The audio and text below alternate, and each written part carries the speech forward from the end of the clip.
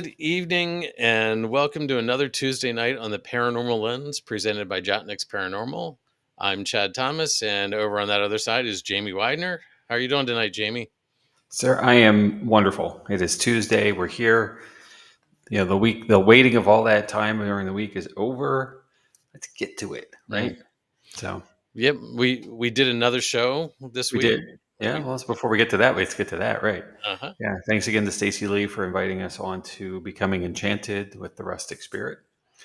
It was an enlightening episode, I think, on the discussion that we had, and I think she did something really fun where she started with a local urban legends tale, and then that kind of seeded a little bit of the conversation, I guess.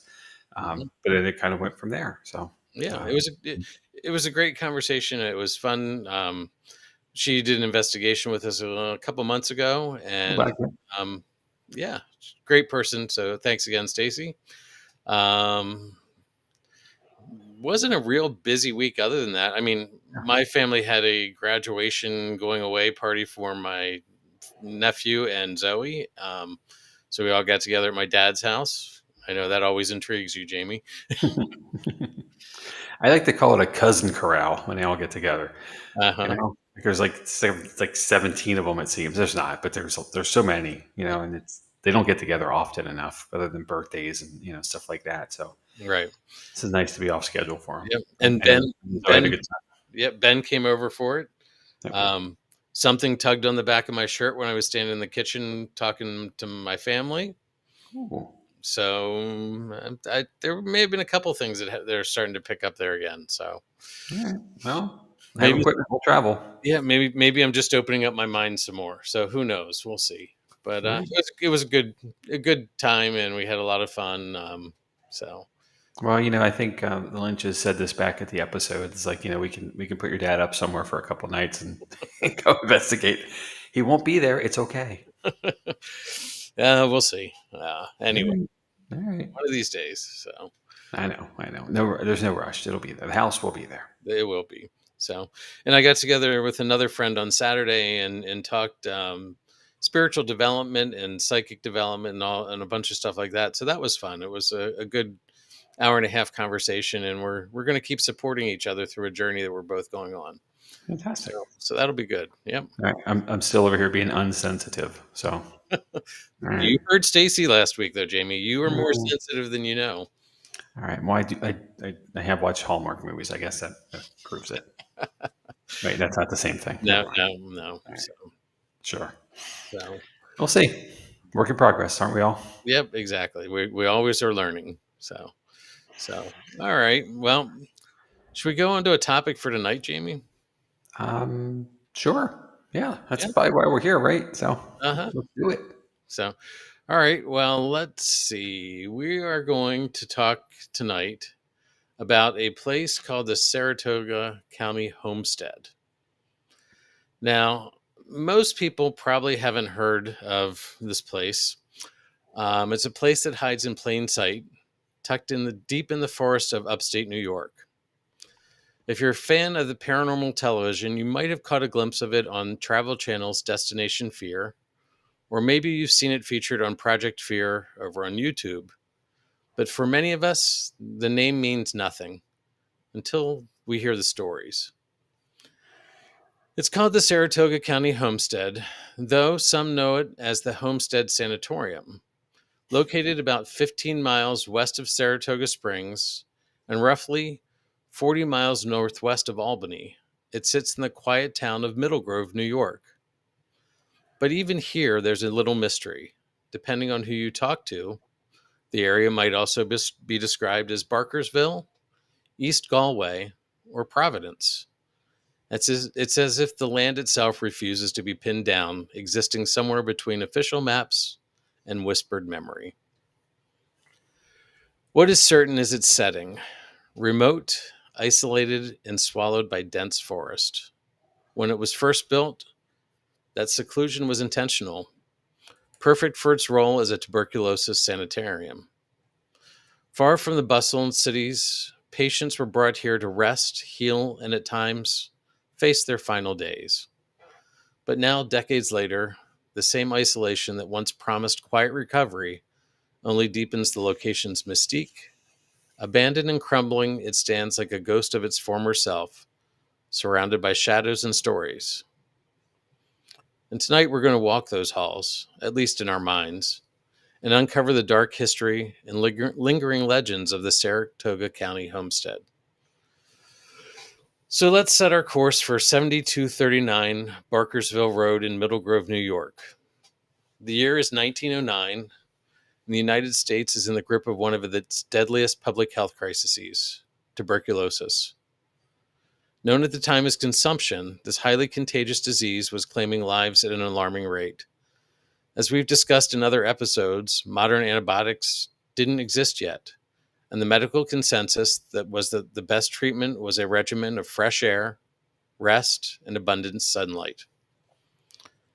In an effort to combat the spread, the New York State Legislature mandated that every county establish hospitals or sanatoriums dedicated to treating TB patients. Saratoga County's answer to that call was the Homestead Sanatorium. The land chosen for the facility had a history of its own. It was gifted to Horace Carpentier by his father. Horace wasn't just any local landowner. He was a man of many pursuits, a lawyer by training, a fortune seeker during the California gold rush, and for a brief time, the first mayor of Oakland, California. Later, he became the president of the Overland Telegraph Company, which built the first transcontinental telegraph line in the United States, and his influence stretched far beyond business. He served on the board of trustees at Columbia University and donated over $250,000 to fund Chinese studies there, an extraordinary sum of money for the time. In his later years, Carpentier turned his attention back to this quiet stretch of upstate New York. He personally oversaw the construction of the Homestead Sanatorium, which was completed in 1914. When he passed away in 1918, his will allocated millions of dollars for its continued upkeep, a testament to how important the project was to him. The location was described at the time as a secluded, well-wooded area with sweet and wholesome air. Initially, it was a quaint wooden building that could house just 24 patients. But tuberculosis was relentless, and the demand quickly outgrew the original structure.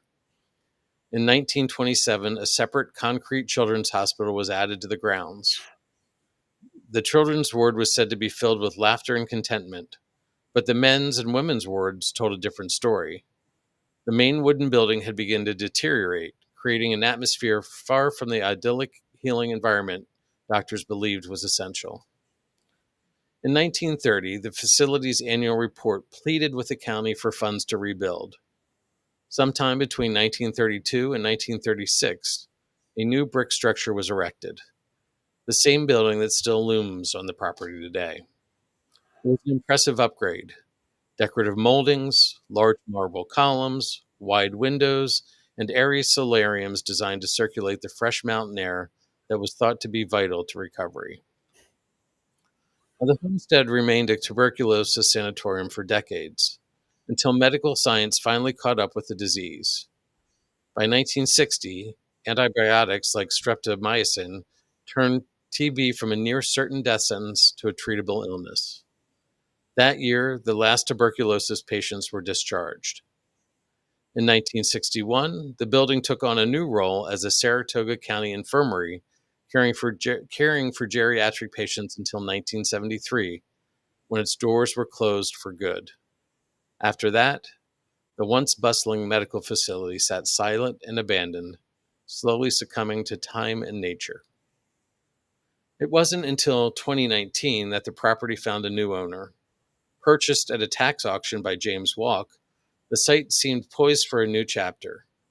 In a Facebook post that year, Walk shared his vision of transforming the homestead into a retreat for veterans. While that dream has yet to be realized, and the building remains in need of extensive restoration, the homestead has not been entirely without purpose. Over the last several years, it has opened periodically for photography tours and paranormal investigations. None are currently listed on the official pages, but one of the most notable recent visits came from Dakota Layden of Project Fear in July of this year. He posted a solo overnight investigation of the homestead to YouTube, one more chapter in the long, eerie history of this forgotten institution. Now, we've talked about the history of the building itself, but history is more than bricks and mortar. It's the people who lived, worked, and in many cases died there. While researching the homestead, I came across a fascinating post on a website called Hub Pages. The author had managed to get their hands on a copy of the 1930 annual report submitted to the Saratoga County. In it, there's a rare glimpse into what life looked like for a patient arriving at the sanatorium. Before being admitted, patients were advised to bring specific items of clothing and basic toiletry. For summer admissions, the list included 2 suits of light underwear, 3 pairs of stockings, a bathrobe, a pair of pajamas, slippers, a pair of rubbers, likely oversized overshoes or galoshes, and 2 changes of outside wear and toilet articles. Everything had to be labeled in India ink with the patient's name. For winter, the list grew even more specific. 2 suits of woolen underwear, 3 pairs of woolen stockings, 1 heavy coat, a winter cap, a knitted helmet for outdoor sleeping, 1 pair of overshoes, 2 suits of heavy pajamas, warm slippers, a bathrobe, and toilet articles. It's a surprisingly practical detail, but it also makes you think about what awaited these patients. Long stretches of time in the cold mountain air, sometimes even sleeping outdoors as part of their treatment. The same report also gave some insights into who these patients were. Most were Catholic, American-born, single, and male. The majority came from the Saratoga area and were described as being in the retrogressive stage of tuberculosis, meaning the disease was in decline and the lesions in their lungs were shrinking. The Untapped New York website provides even more detail about the daily life at the homestead. Patients lived under a strict regimen of rest, with exercise carefully monitored. Dancing, alcohol, cigarettes, and foul language were strictly prohibited. To reduce the spread of infections, patients weren't allowed to carry handkerchiefs. Instead, each carried a sputum box, a small container for collecting phlegm, which the doctors would then test for TB. Children received their schooling on site. In warmer months, many attended classes shirtless so the fresh air could better penetrate their lungs. Rest, fresh air, and nutritious meals formed the foundation of treatment. Large chairs were placed outside for patients to bask in the sunlight, sometimes even in the colder months. I'm skeptical of claims that this happened year-round during the brutal New York winters. At its peak, the homestead could accommodate about 100 patients. And unlike many other sanatoriums of the era, I didn't find any strong evidence of chronic overcrowding or severe understaffing. The facility was more than just a hospital. It was a self-sustaining community with its own farm to supply food, a power and steam plant, and a school for the children. Its remote location made these things a necessity. There's also evidence that staff lived on site. A 1932 architectural drawing by the Alliance Insurance Company shows a substantial nurses' home, making that a very likely scenario. But not all stories from the homestead ended with recovery. Over its years of operations, records showed roughly 3,000 deaths. Only about half of these records still exist. The rest have been lost or destroyed. Missing death records always raise questions and often fuel rumors of abuse, neglect, and trauma. Some stories even claim that there is a mass grave that exists somewhere on the property for patients whose families never claimed their remains. Now, there's no documented proof of this. In fact, funeral home records from the area suggest that families did arrange proper services for their loved ones. But in the world of abandoned hospitals and whispered legends, the absence of evidence often does little to quiet a haunting story. That uncertainty, the missing patient records, the rumors of a mass grave, and thousands of deaths begin to blur the line between cold fact and chilling legend. When history falls silent, the shadows are left to speak. That raw, silent weight of the past seems to seep from every cracked wall and shadowed corner of the Saratoga County homestead. It's the kind of atmosphere that doesn't just sit quietly. it clings. And it's precisely that uneasy stillness that has drawn paranormal teams, curious travelers, and thrill seekers to its decaying halls. Like so many abandoned institutions, the homestead carries more than an echo of footsteps. The website of Abandoned New York recounts reports of sudden cold spots drifting like invisible currents through the corridor, phantom coughing reverberating in the empty wings, and shadowy figures slipping from room to room just beyond the range of a flashlight. Some visitors have claimed to be rushed by an unseen force or to feel that primal, unshakable sensation that something is following you. During Destination Fear's investigation, Dakota and his team devoted a large portion of their night to chasing the origin of one of these particular unnerving shadows. Room by room, they searched for an intruder, yet found no one. Only more silence. When Dakota returned solo for Project Fear, his device captured what he considered to be intelligent responses. While some connections felt like a stretch, there was one moment that lingered when he asked about the shadow from their previous visit. The equipment returned three chilling words: paranormal, man, and home. For some, this confirmed the long circulated belief that a former caretaker never left the building, still pacing its halls, watching over the site, and chasing people who don't belong there out. Other stories reached further back. The DUAV site tells of a nurse who may have taken her own life within the homestead's walls, yet remains bound to her post, tending to the spirits of patients who never left. There's no consensus on exactly who or what still walks the halls. These whispers persist. This isn't a place with a Hollywood-level haunting reputation, but its atmosphere does most of the work. Untapped New York likens the homestead to something pulled straight from an Edgar Allan Poe nightmare.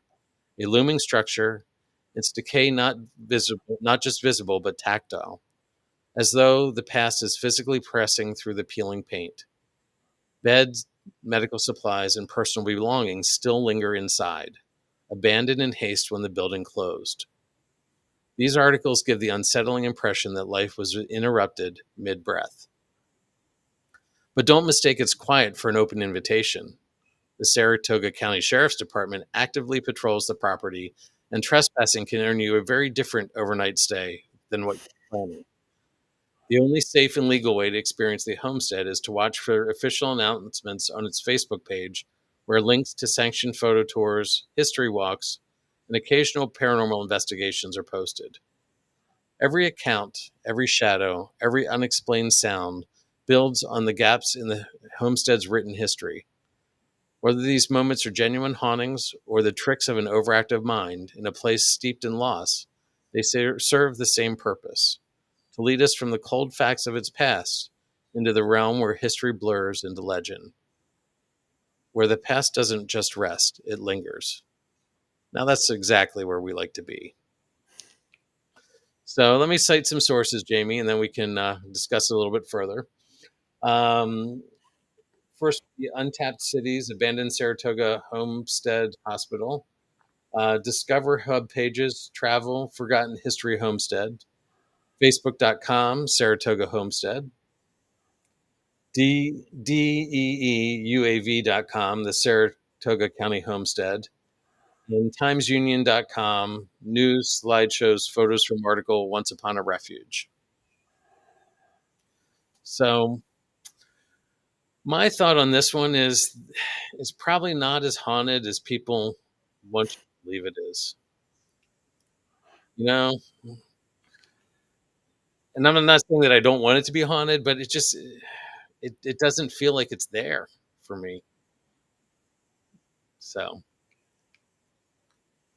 it's got some cool history. I'm going to disagree with that. Oh, Yeah, and well, okay. So you gave us a lot of data there, like with numbers and like the deaths and so forth. Like if 3,000 people passed in this facility, I can't imagine there's not some energy that's retained. Um, there were people who were passionate about the care. And I say this every week, but there's passion, there's energy, true. there's activity. So whether it be residual, intelligent, whatnot, but I can't imagine there's not something happening here. Now, the challenge, right? I think the big problem, even to go that far, is that it's not an active location that people can investigate on the regular. Right. So, And we uh, know energy feeds on energy. So yeah, maybe I'm just feeling that because there's not a lot of information. I right. And I think it focuses that that's out there. Yeah. it's like a place gets a bad rap, when it doesn't have activity, because things aren't on demand. Even the places that are open and active for us to Mhm. go to. If somebody has a dull evening, for lack of a better way of saying it, or yeah, I don't want to use the term dead, but Right. Now I know what you yeah, mean. it's cliche. Mhm. But if something doesn't happen when they're there, they pan the place instead of praise it, Right. right? And people tend to listen to the negative reviews, and this is a statistic that's been in sales and marketing forever. But if you have a negative experience, you're likely to tell 7 people about that experience, where if you have a positive, you're likely to tell 2. So the odds are ever against you, should the place, whatever that is, if Mhm. there's something negative for that, if they did someone wrong, Right. more people are going to hear about it statistically, and 3 times as many, for that matter, Hmm. than if somebody did something right for you. So, you know, and if a place isn't available, and therefore it's not on the map for Right. others to know about, it just sits and goes by. Right. Time passes, and And every day that happens, every year that happens, this place gets older and older and older, and less perhaps stable. So the ownership is more reticent, and it costs something for them, right? right. There's a risk Hmm. involved in letting people like us in. So the liability side of it is steep when it's Yeah. an aging facility, and I don't blame them. We Right. have that same concern for the folks that come with us to the brewery, and it's in great shape. Right. It's upkept, it's maintained, it's got all the amenities. So there's always a risk. Somebody might trip and fall. It's got Hmm. stairs. There's all kinds of stuff that people could do. Well, and like this picture, from what it was to what it is now, Yeah, it's such a shame. that's a huge difference. Yeah. But that's for us when we went to Tala, right? Hmm. We were when most of the facility is in reasonable condition. Some parts looks like, especially on the original wing, it looks brand new. But we went into the part that I don't know what to call it, but the found wing, where we had to go up and over the hump of those stairs, and then all of Hmm. a sudden, it looked like a bomb went off. I mean, there's braces holding the walls up, exterior walls. You know, Hmm. it took a little bit of sliding stuff around on the floor to realize there was terrazzo underneath, this beautiful terrazzo underneath all of the stuff that had fallen from the ceiling and walls. It was just, and water everywhere, Yep. right? That is what happens when places are vacant, right? Hmm. Nature claims itself and claims its stuff back. Hmm. Things aren't designed to last without maintenance needs. So, I get it, Yeah. but this is one of those places that probably deserves some attention. Oh, I think so, and I probably spoke hastily, and I'm sure there's things there. I mean, I guess what I was saying is it's not that big haunted place like Tala, and Sure. there's not. But again, It's not on the beaten path, right? right, and I'd love to go spend a legal day there, Yeah. you know. Or a legal night, for that matter. But it's just it's a shame. And the guy who bought it, James Walk, I reached out to him and I didn't hear anything back, but which I understand. Yeah. Um, I was just looking for some history from him, but it's his goal to turn this into a veterans getaway is a great idea, but it's millions of dollars, Yeah. tens of millions, if not hundreds of millions of dollars away from that because of how much just destruction nature has done to it, and that's not even counting the vandalism and things like that. And built in the 1930s, darn well there's asbestos in there. Oh, yeah. So And others, it's probably, the wiring is all gone. hmm. It was copper back then, so that's been stripped and stolen. Hmm. It's a complete gut, Yeah. which is really sad. I'm gonna before we get too far here, I want to catch up on some comments too. Um, yeah, Bert commented, I guess we'll need some ground penetrating radar for our road trip, or this road trip. Uh, And by the way, it is, from where I'm sitting right now, it is only 5.5 hours, 5 hours and 24 minutes technically from door to door for me. So hmm. we went further for Wilson recently, so we'll Not out take of the realm. yeah. It's a smidge above Schenectady, New York, on the far eastern side. So on that corner where Vermont comes down, so it's Hmm. doable. Um, Heather also, or I'm sorry, Bert also commented here with 3,000 deaths. I'm sure there is something. To the same point, I agree. Yep. And Heather commented that probably a lot of residual energy, but people passing in pain and way too young. Has to be some spirit still holding on to there. Right. Agreed again. I noted down a couple things here, and I Hmm. step back to the process.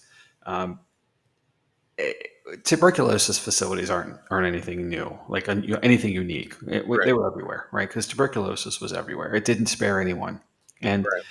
some of the common things that were considered, though, and you mentioned the term fresh, sweet air, being up in the mountains there. Mhm.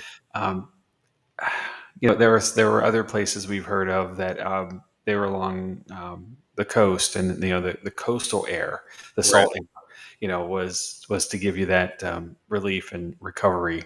No one knew what was going to make you better until we actually got to dedicated medication. Right. And then, we get past it or got around it that way. But, it was all kinds of things, taking your shirt off and going outside, Hmm. to letting more air in. Somehow your What, overgarment was going to keep you from being what healthy. Um, school children taking classes with shirts off because yeah. that would help them. Yeah. And I don't know what you called it, but basically a spittle bottle instead of a handkerchief. It's pretty freaking gross. Uh-huh. Yep. So, ugh. Um, but there was that is, if anything, the tissue, the hanky, for lack or handkerchief, whatever you want to call it, is probably more sanitary than having something you spit into and leave open. So I don't know. It's just the we've come so far We have. in so many things that's amazing to me. Hmm. Um, you also, part of the things to bring. You mentioned rubbers. Uh-huh. Okay, and I'm gonna, I'm trying not to be a 12-year-old boy here all of a Right. sudden.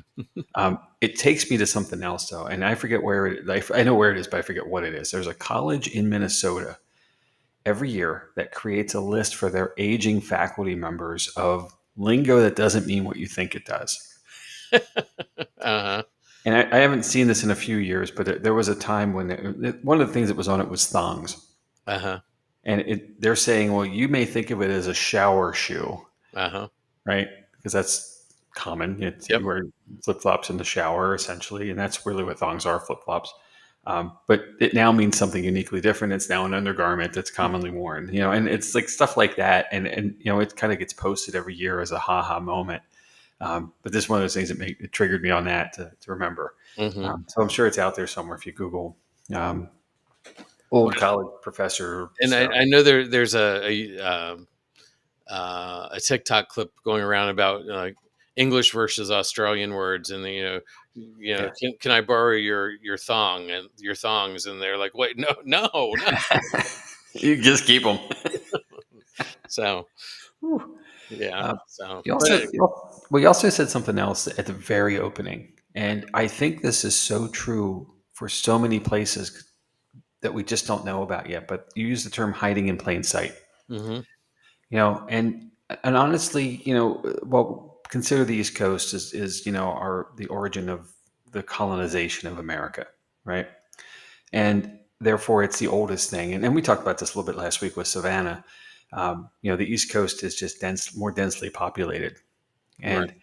and in that there are so many properties that are tucked away. They're trying to get away from places, so going out to a place like the homestead is up in the woods kind of thing, around out away from the town. Hmm. So there are facilities like this that are tucked away that we've forgotten about because they've been shuttered for so long that they have to have history. Even homes, there are homesteads out in the woods, Hmm. places that have just gone away, and then they're down to foundations, even if they have them. It's amazing to me. Like there are lots of places like this in Yep. that sense Hmm. that are around us that we have yet to find or explore, or and I said this in episodes in the past. People have been dying for thousands of years, right? Yep. So activity could be everywhere. It likely is. Hmm. So that's quite it was a good way to lead in to the presentation here. So, I do want to, building a little bit more on the Project Fear thing. Dakota did have several other experiences during his solo. Okay. He had some. It sounded like bricks were being thrown in the hallways, and he had Hmm. it happen.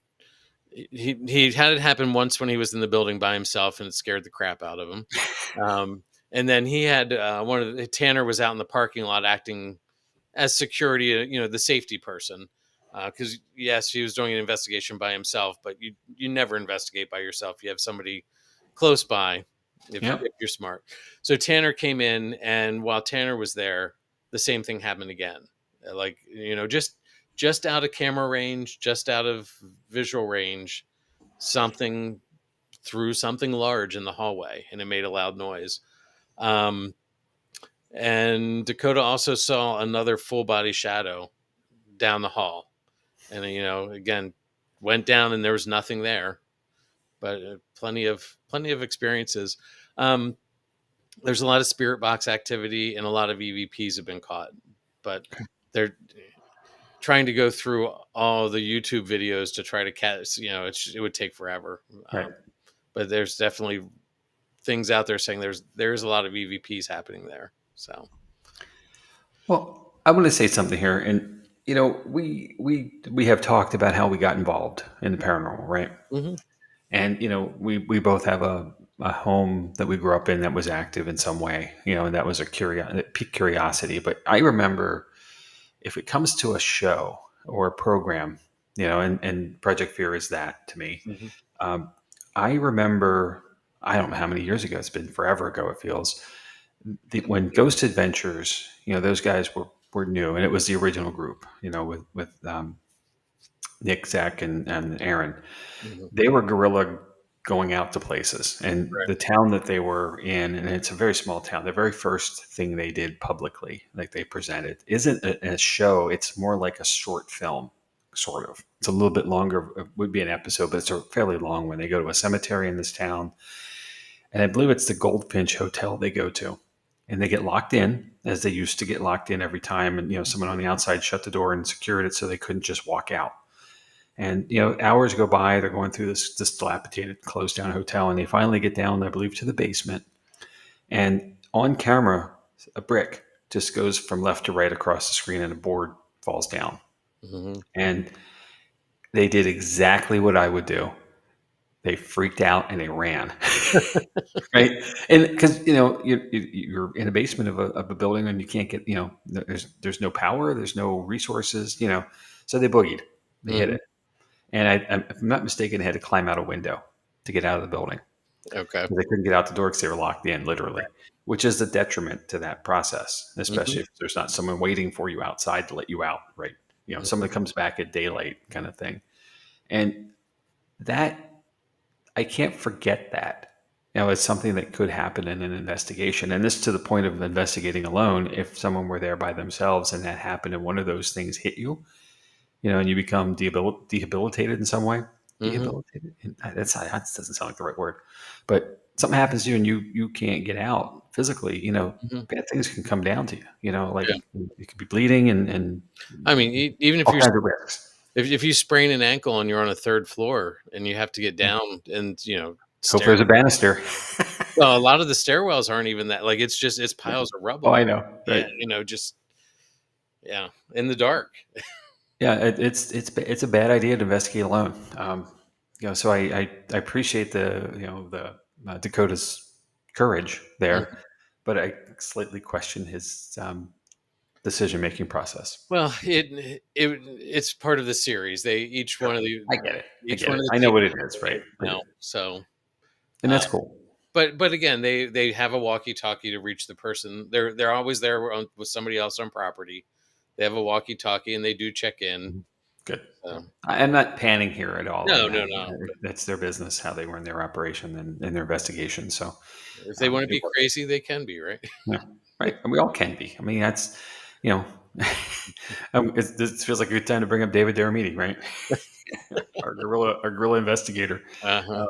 Um, he's got tales on tales of places he's been he shouldn't have been. So, and how he got into some places, and also I And understand. almost didn't get out of some Oh, places. right. Or So, barely got out without getting bought Well, by somebody. and like I said, this place is patrolled. The owner has, and on Yeah. their Facebook page, they have pictures of the sheriff sitting there with, Somebody getting busted. yes, he's getting busted. Well, Hey, hey. this is what I said to Stacy last week. She was talking about going up to the place up along the river, and Mhm, someone from the game commission or whatever showed up, and I said, right, you always want to drive yourself home and not have someone drive you home, exactly. So, right? hey, So, hey, Kyle, thanks for joining us tonight. there you go. So, Yeah, but it's pretty cool, mm, like in the sense of that kind of activity, because that there, shows you there is something more going on, even though there's not been a lot of investigation there, uh-huh, and that leaves open a lot of opportunity, right? right. Because and like we have the privilege, and I say this all the time, we definitely have a privilege to get to go back to the same place on a regular Hmm. basis at Booby's Brewery, and we've had the ability therefore to use the same equipment over and over again. It's to some degree there's probably some loss in that because it's kind of like boring maybe, Right, but we're not teaching the spirits how to utilize the equipment we're bringing. I think that might be some of the case there right, at this place, and maybe the energy you needed to move things, is their way of communicating because they don't have a better means to. right. And that's pretty cool too. Like to think that there's that much something happening. Hmm. It certainly warrants it. So when can we go? Well, there's nothing listed, but I'm going to keep my Right. I'm going to keep my eyes out because it's definitely I think it's on my, not that again, we don't have a bucket list, but it's on my list of places to try to get to. So, All right. Well, look, we have an inn. So, Bert, I know some cops in the area, but I don't know what department this place is. We can find that out. That's well, I that's mean, doable. I know it's the sheriffs or Saratoga County sheriffs are the ones Okay. because it's outside of township limits. So, Well, it is in the name too, Saratoga County Homestead. So yeah, maybe that's cool. but yeah, well, Well, I want to step back to something else. You mentioned the overcrowding, the lack about hmm, overcrowding as there appeared to be in other facilities around. And I think, at least I'm going to posit this theory here, that it seems to me this was all private funding, if I heard that correctly, in the it, endowment of millions of dollars to maintain care and, use of facility. it started out that way. Over time that money did get used up. Okay. The county was funding it. They talked about, salaries was the biggest expense, Sure. um, Always is. and then they broke it down from there. But yeah, a lot of it was, having millions of dollars donated at the beginning of a project like this.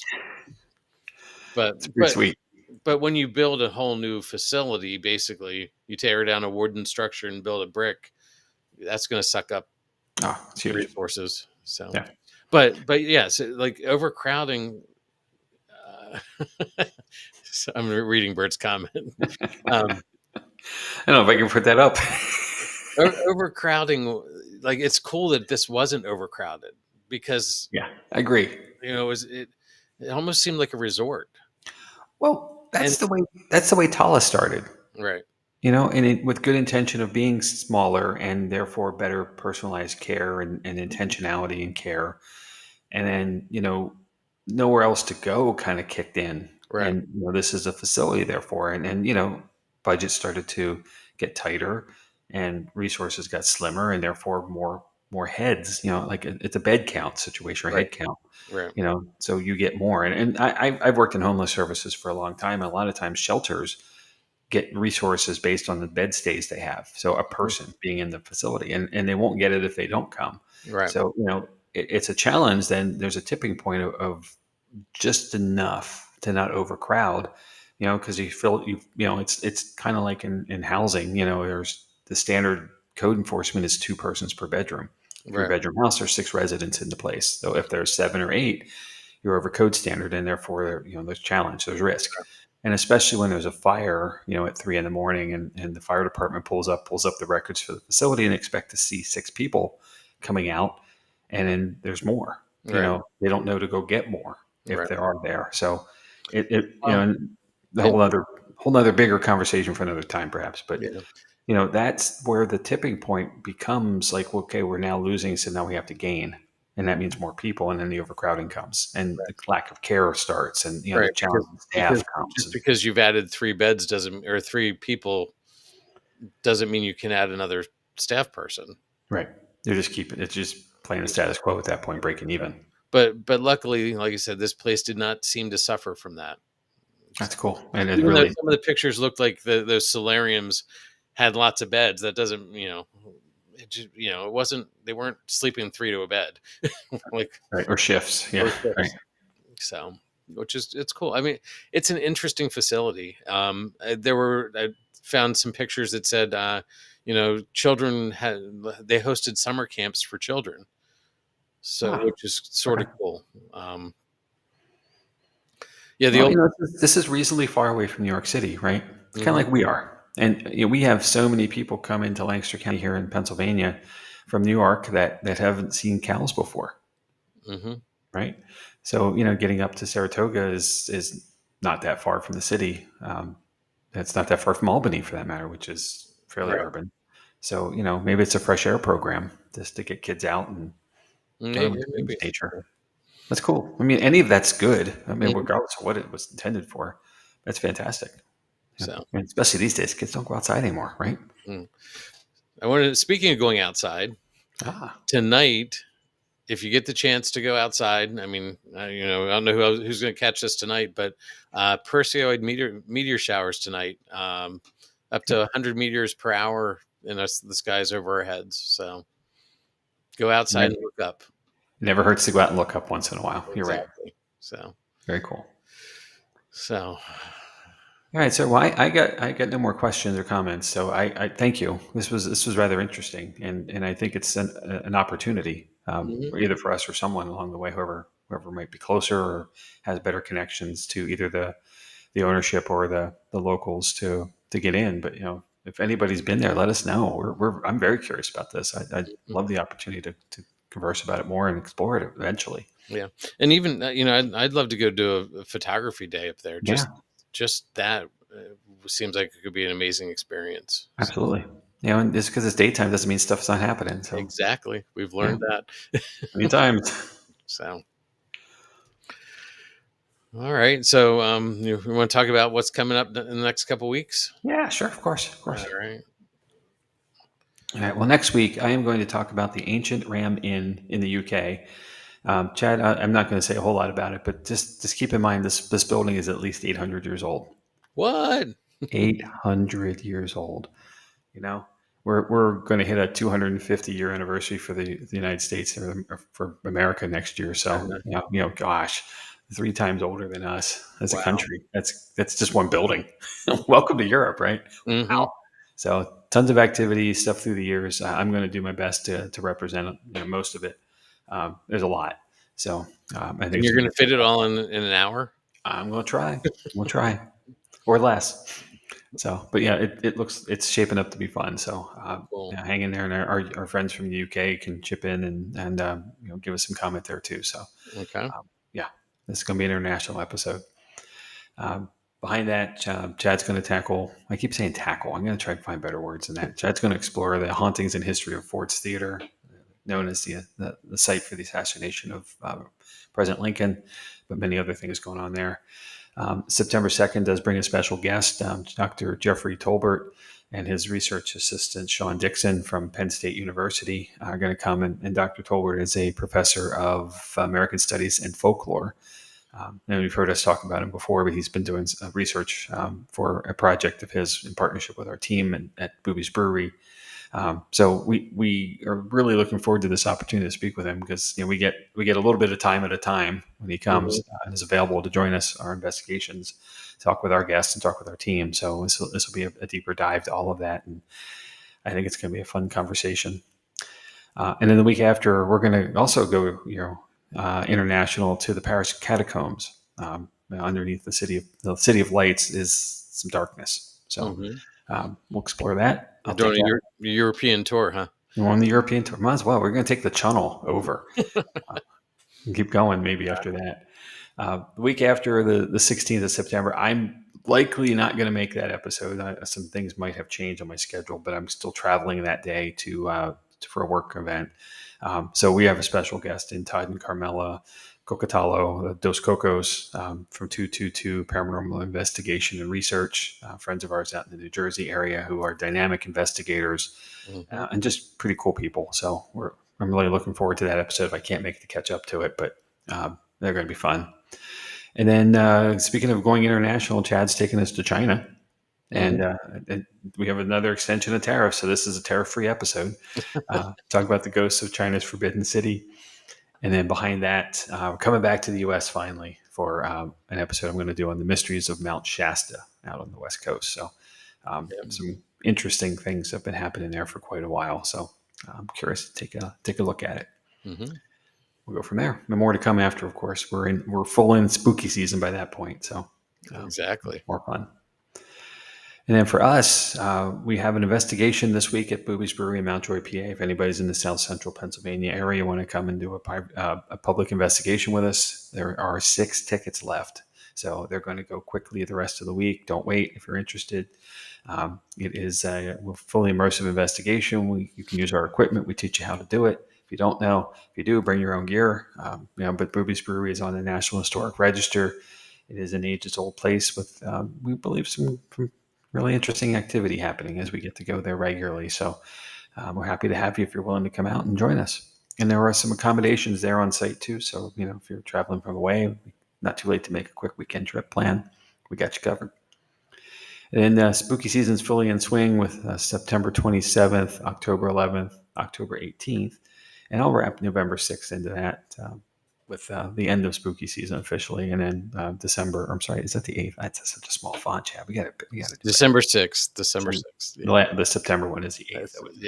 I'm leaning to see, and I can't see it. So, oh man, I need new glasses. But wrapping up the year in December there, and we'll see what happens with next year's dates. We're still too far out to plan those, but more to come on that. But Mount Joy is more fun when you stay over. So.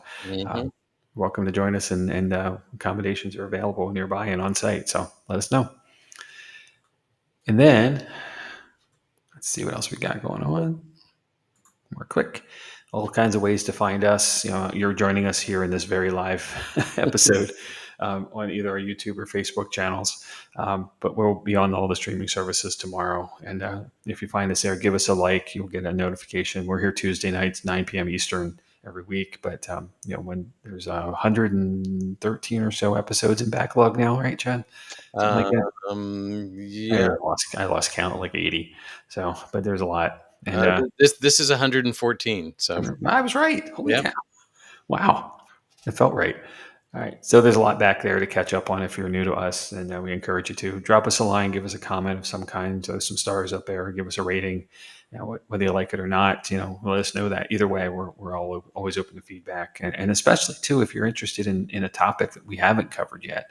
You see what we got coming up over the next couple of weeks. You've seen by the backlog what we've done, but we're always open for another topic of choice. We do listener submissions all the time.